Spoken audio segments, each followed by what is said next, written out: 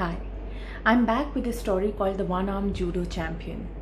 There was a young boy once, about 9 or 10 years, who had lost his left arm in a terrible car accident.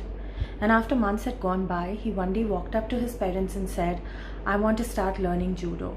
The parents, needless to say, were overjoyed and promptly took him to a judo master, where began his training. The boy kept learning one move for months, and he practiced the same move every day. This puzzled him a little, because when he looked around, the other learners that came there were being taught different moves. So he decided that he's going to talk to his teacher and request him to teach him some new moves. And he did just that. He walked up to him and said, "Sensei, I've been practicing the same move for months now. Do you think we can, maybe start with some new moves?" The teacher turned around, looked at him and said, "No, I want you to focus on this move. Practice it. Trust me, that's the only move you'll ever need to know." Now the boy was still, slightly puzzled. However, he went back to practicing the same move over and over again, day in, day out.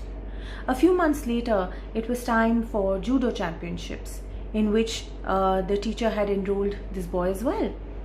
Now this boy was terrified, because he thought that, there's only one move that I know.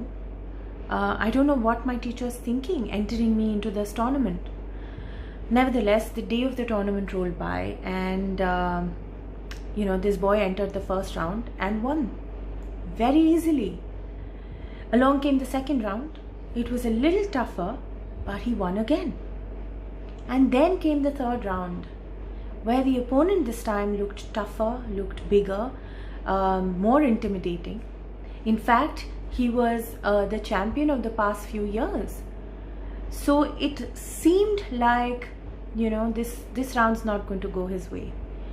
He did look overwhelmed, and which is when the organizers walked up to his teacher and asked him whether he'd like to pull out his disciple from the tournament. The teacher turned around and said, "No, we will fight." Thus began the third round, and for the initial few minutes it did look like everything is going to be over very, very soon. The opponent had grabbed him and sort of pulled him towards him. And just when everybody thought this is now over, the boy reached out for his opponent and suddenly slammed him on his back, defeating him and winning the tournament. On their way back from this tournament, the boy asked his teacher, "Do you think they just let me win?" The teacher looked at him and smiled and said, "Remember I told you this is the only move that you ever need to know? The move that I have taught you and that you have perfected, the only solution of defeating someone that is pulling that move is to grab him by his left arm." And the boy did not have a left arm. So what started out as a weakness for him, or seemingly a weakness for him, had actually turned out to be a strength. A lot happens in life sometimes, and we feel overwhelmed, and then nothing seems to be going right. Nothing feels right.